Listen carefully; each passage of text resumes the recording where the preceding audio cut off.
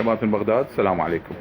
لنا عودة ثانية يم الدكتورة آلاء حكمة فاضل، الخبيرة البيطرية بعالم الطيور.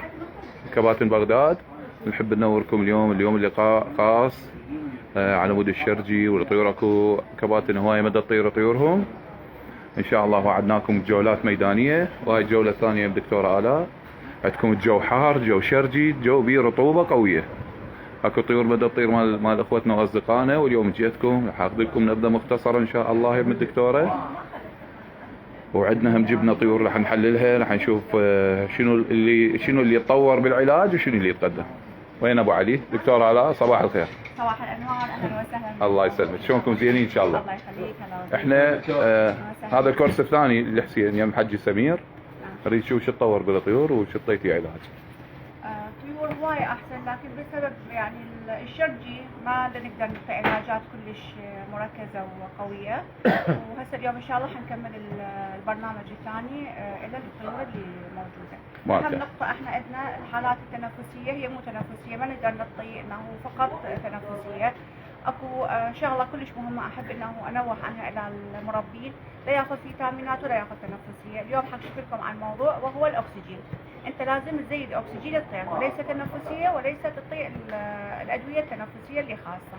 الاكسجين هو شو يسوي؟ احنا بالنسبه للطير الاكياس الهوائيه اللي موجوده هي تتحكم في قدره طيران الطير. هاي الاكياس الهوائيه لازم احنا نشتغلها بصوره صحيحه.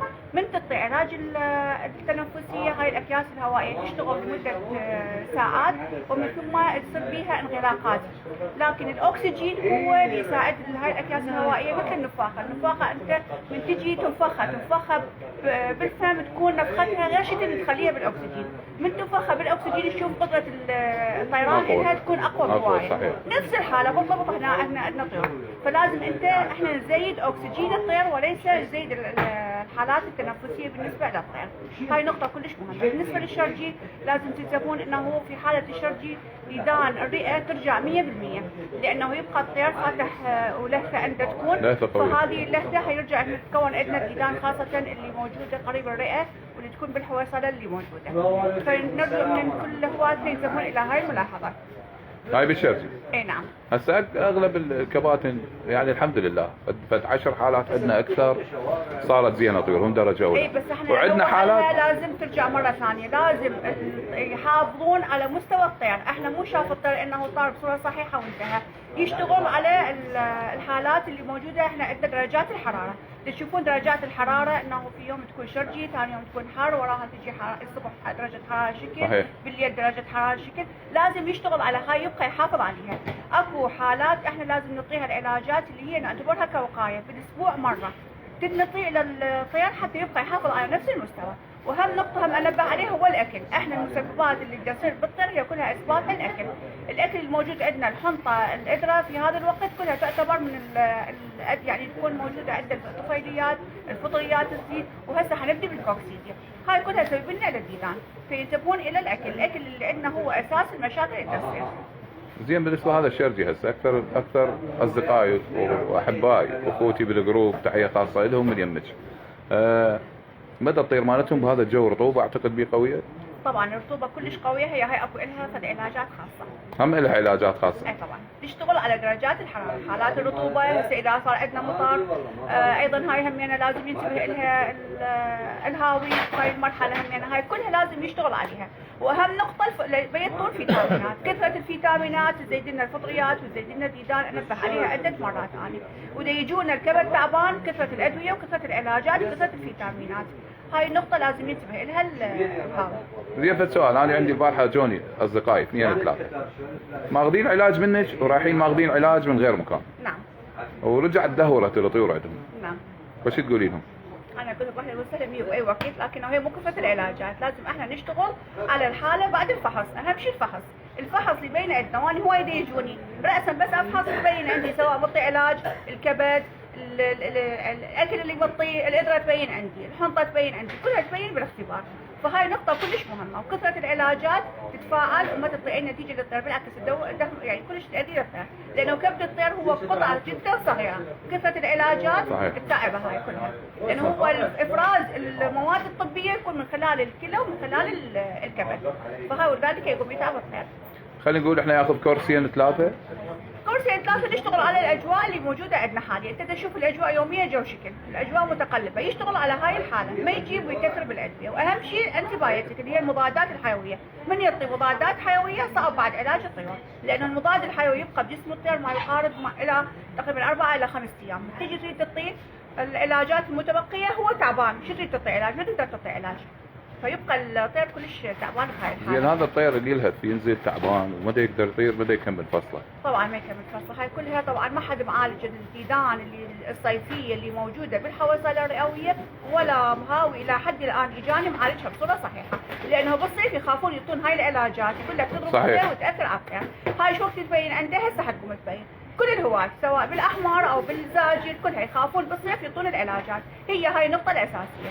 هاي الدوده اللي موجوده دائما الحوصله هذه علاجها جدا مو صعب لكن طويل الامد، يعني يحتاج تقريبا شهر يا الله، لانه هاي ديدان جدا دقيقه وتكون تتكاثر بسرعه، تعطيها ترجع البيوض تفقس، ترجع البيوض تفقس الى ان لازم تنهيها 100%، لانه مكانها يكون دائما مدار الحوصله، يكون الطير انه هم الهضم سوء الهضم يصير عند الطير ويكون يضعف الى ان يهلك ويموت. فهاي علاجها لازم يكون جدا دقيق، تعطي علاج بصوره مركزه يتعب الطير، لكن تبدي وياه مراحل جزئيه الى ان ينتهي من اسفل، هو هاي العده الاساسيه، وبنفس الوقت الاكياس الهوائيه اللي حكيت عليها اول مره بهاي الدرجه يقوم يلهث الطير، ماكو اكسجين، هو قله الاكسجين هي هاي اساس الموضوع، فهم الجماعه يجيبون بهالفيتامينات ويجيبون هاي مال المطيار والطير ما يطير. ما يطير. هو اكسجين لازم يعطي كثره الاكسجين. زين ياخذون تنفسيه هم بيها يعني مثلا الطير هاي يسحبون تنفسيه لو ادويه للطير؟ بالعكس كلش ادويه للطير. تنفسيه مثل الانسان اليوم هو مو مريض، ليش ياخذ يعني مثلا مضاد او تنفسيه؟ ماكو ما يطير، هو اكياس هوائيه، الاكياس الهوائيه مثل ما قلت لكم تنفخوها بانه اكسجين، ولا حد يسالني يقول شنو الاكسجين. زين اذا برد الجو يتغير الطير؟ اي نعم يتغير الطير، لكن هم حتبين عندنا مشكله ثانيه هي مشكله الكوكسيديا، الكوكسيديا حتصير نفس الحالات، نفس الشيء لازم ينتبه عليها. نعم، والمشكله انه المربي دا يعطي علاجات مفرده، هاي العلاجات بصوره مفرده ما تشتغل نهائيا، لانه الحالات اللي تجينا الطيور مثلا دا يصير بيها فطريات التهاب امعاء ودا يصير بيها ديدان بنفس الوقت، زين هاي هو بين ما يعالج اول حاله الحالات الباقيه باقيه، شلون يعالجها؟ حيرجع يعالج الحاله الثانيه ترجع الحاله الاولى، هي هاي المسببات، انه يعطي مثلا يومين 3 هذا ويعطي هذا غلط، او يعطي صباحا او مساء، لا يعطي بتراكيز معينه اللي حاله تظهر عند الطير، فلذلك الطير بده يتعالج بصوره صحيحه، كثره ادويه وكثره علاجات بدون اي فائده. يعني هاي كثرة العلاجات هسه خلينا نقول أغلبية كباتن بغداد يقدرون تضرب الكبد صحيح؟ طبعا كثرة العلاجات تنهي الكبد والكلى، كلها همينة مو فقط الكبد، لأنه هي العلاجات تطلع تفرز من خارج الجسم هي بالكبد والكلى. ملاحظة مثلا احنا هسه الأبقار والأغنام من نعطيها علاجات دائما ينكتب على العلاج لا يسمح انه باستخدام اللحم لمدة أسبوع، لمدة أسبوعين، ليش؟ لأن هاي العلاجات كلها تبقى موجودة باللحم، فالطير هم نفس الشيء. يعطون لها العلاجات هذه والطير يتعب عليها.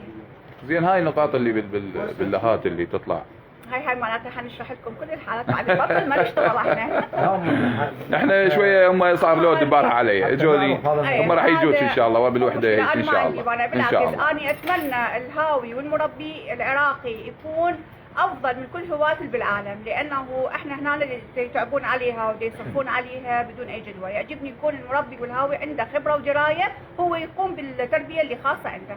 هذه لازم يعني يكون يميز انه اذا كانت هذه النقاط اللي باللها سواء كانت فطريات او ديدان اللي حكينا عليها مال اللي حوصله رئويه، هي هاي اللي سببها. الديدان بالحوصله شو تكون موجوده؟ الطير يقوم يفتح بحلقه تصعد، هاي شو سبب لنا؟ كلها سبب لنا هاي الحالات اللي موجوده اللي هي فطريات وحالات الديدان اللي تكون.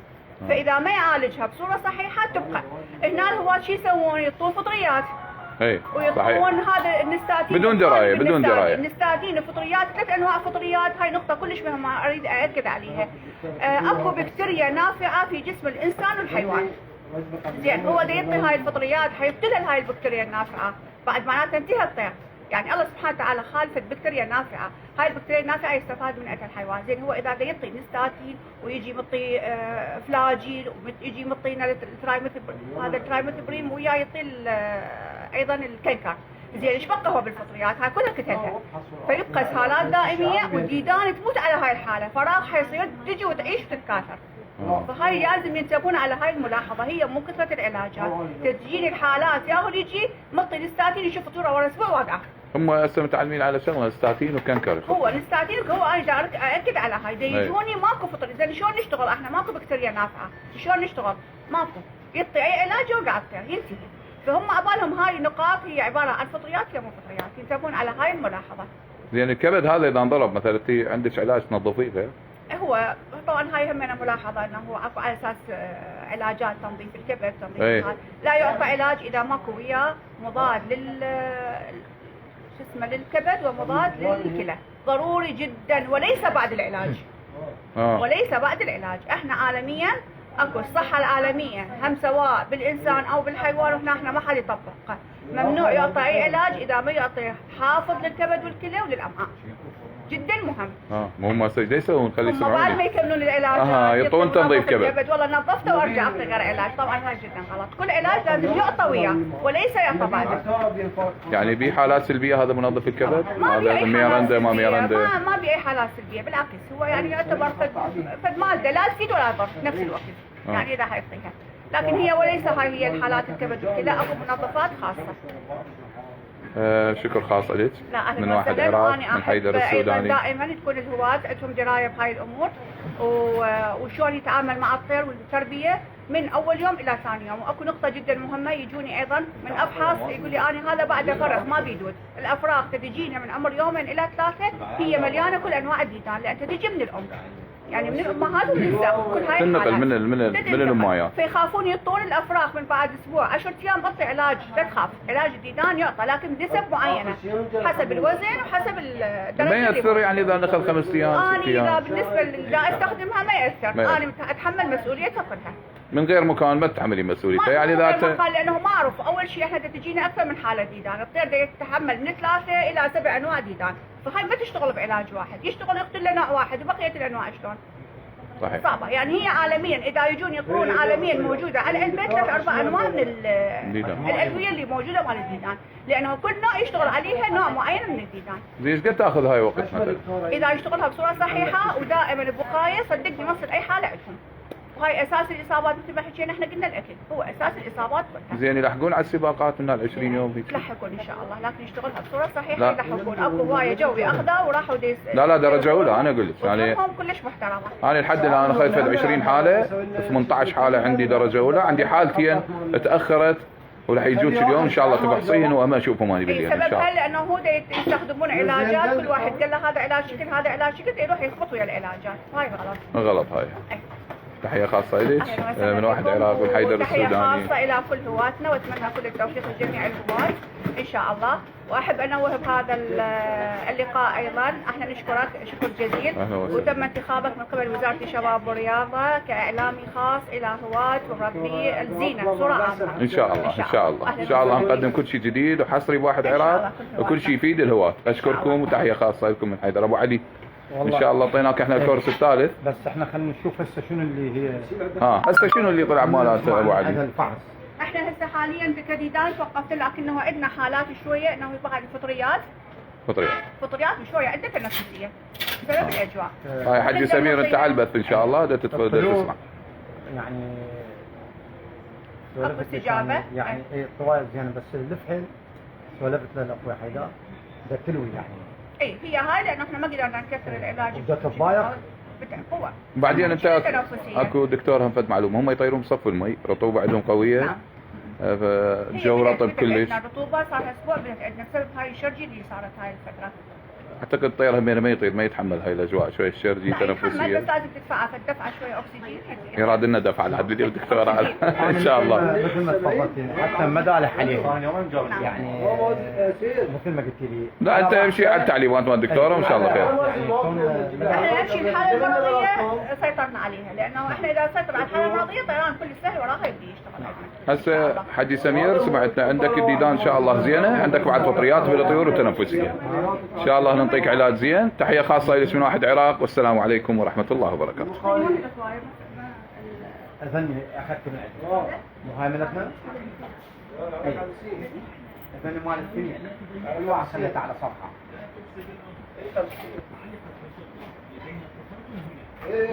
كباتن بغداد هذا الفحص هنا وهذا المجهر وهذا السونار والدكتورة بإيدها والعلاج بإيدها إن شاء الله ما تقصر وياكم. وسمعتوا هذا اللقاء الحصري الخاص ومشكورة دكتورة آلاء، وإن شاء الله كل شيء جديد وحصري بواحد عراقي وإدارة حيدر السوداني. السلام عليكم ورحمة الله وبركاته.